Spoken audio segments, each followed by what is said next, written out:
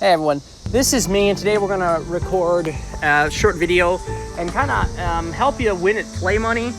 But real money players might want to pay attention to this too, because the principle behind it definitely applies to real money as well.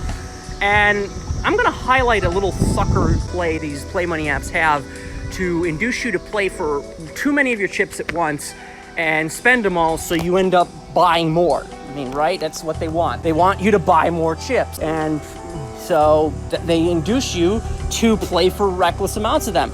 And what am I talking about here? Well, it's this play now feature that you've probably seen if you've played any play money app. Most apps have this to some extent, and it's usually some big flashy button. Like right here, you can see it's a gold button, stands out from the dark blue background pretty nicely, and it moves to draw your eyes in from time to time. It's so tempting. Why shouldn't you click on it, right? Well, I'm gonna show you.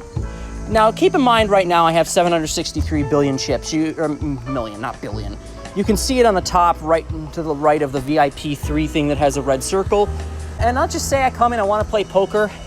So I hit the play now feature, and what's it gonna do? It's gonna put me on the table for a third of those chips at once, because obviously 250 million times 3 is about 750 million. Basically, it's playing me for a third of my chips. That's bad bankroll management, as they say, because if you buy in for that many of your chips, especially if you make a habit of it, if you have a bad day, bad luck, you playing bad, or you just get on tilt, whatever, and you lose a buy-in or two, which definitely can happen more often than you think. If you make a habit of buying in for a third of your chips, that's really gonna set you back.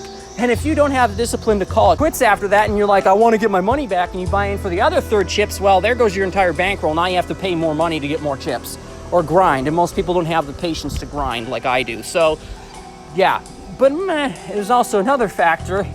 If you always buy in for the highest stake you can afford, you're probably gonna outrun your skill level. Like, you have to practice, and get better at beating the stake you're at before you should move on to the next stake and start throwing your hat into the ring. So yeah, this is a really big sucker thing that they have on a lot of these apps that draws you in and tries to get you to buy chips.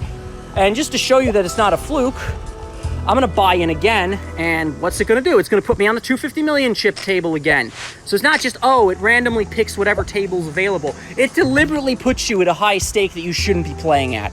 In fact, isn't that the highest one I can afford? Yeah, probably would put me at the 500 million chip table if I had a high enough level to get there. But I need to play at higher stakes. I don't have enough money to do it with good bankroll management, so I'm gonna have to wait for that. And just to show one more time, again, this is not a fluke. Yeah, they want me to frickin' play for too many of my chips at once. That's not gonna happen. But a lot of people don't have the discipline to do that. And I'm telling you to have the discipline to realize what this play now feature is. And don't do this. Use the select casino or whatever feature they have here. Like here, they have different casinos. You can slide down to pick your stake. Personally, I probably shouldn't be going above the 50 million mark at the moment. Maybe I could squeeze into 125 and stay there if I have a good session, but I should go back down if I lose. And even then, like, I'm probably being more reckless than I should be, because it's play money and I know what I'm doing, and a lot of the competition probably doesn't as much. I definitely wouldn't be being this reckless with my money and my bankroll at real money stakes. Like on global poker, I have like 200 Swiss coins. I'm not gonna buy in for like 50 of them at once, okay? First of all, I don't know if I'm good enough to compete there, so I shouldn't be just jumping in cold turkey for a large portion of my bankroll and seeing how it goes.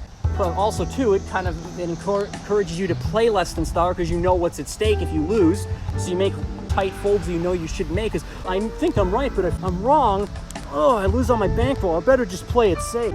Pace yourself, practice good bankroll management, practice responsible playing, and just get better and work your way up gradually. If you're killing a stake, then move up. By all means, go ahead. But don't move up just because you can.